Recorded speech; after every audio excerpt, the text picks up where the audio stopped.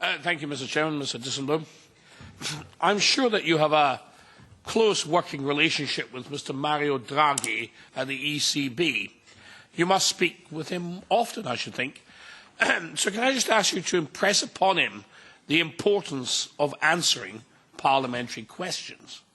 Myself and colleagues from other parties have asked him a series of questions relating to the potential conflict of interest between his role as President of the ECB and his previous acts or omissions as Governor of the Banca d'Italia.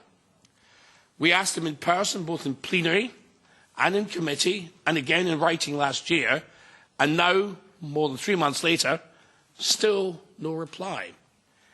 In the event of an Italian banking collapse, speculation about his period as Governor of the Banca d'Italia would undermine confidence not just in the Italian and Eurozone banking systems, but also in the communication between national central banks. Avoiding questions simply fuels theories, and conspiracy theories at that. So in the interests of financial stability of the Eurozone, will you remind President Draghi of not just the questions, but the importance of answering those questions properly? And this is worrying because recent changes in the rules of procedure will help more rule-by-smoky backroom deals in the European Union. Well, probably vaping here, I should think. You wouldn't be allowed to use smoky backrooms. Is this going to be the norm for the EU?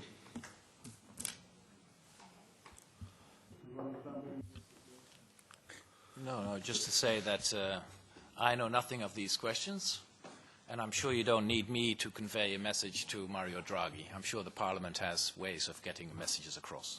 We've tried those, sir, and they didn't work. He's coming regularly to this committee as well. Absolutely, and he hasn't answered any of them, which is the reason why I'm asking Mr. Dijsselbloem to ask him to do so. It's very worrying. We need to have, these things answered. We can't have. There's no point in us sitting here asking parliamentary questions if they're not answered. And this is what's worrying. The European Union, with its new rules and regulations, seem to be moving towards rule by backroom rather than by parliamentary inquiry. We, Britain, are leaving, but we don't want to leave a catastrophe on our doorstep here in Europe. And we don't want this to turn into an undemocratic parliament. So perhaps you could answer the question. Or get him to answer the question. No, David, we have clear rules, especially asking questions to the President of the ECB, and that is clear for every colleague. It has to pass the presidency of the Bureau of the committee, and the President has to co-sign and is officially allowed to ask questions to the President of the ECB, and then we get in proper time the answers. And of course we have regularly the President of the European Central Bank and the President of the European Systemic Risk Board in front of us, so there are a lot of possibilities to ask questions directly. And I think that's enough. No, that's my point, sir. He hasn't answered them. To safeguard all democratic rights. Okay, we agree that we disagree for the moment. Okay. I wait with anticipation, sir. Yeah, it's a pleasure. Bated breath. I'm not holding it.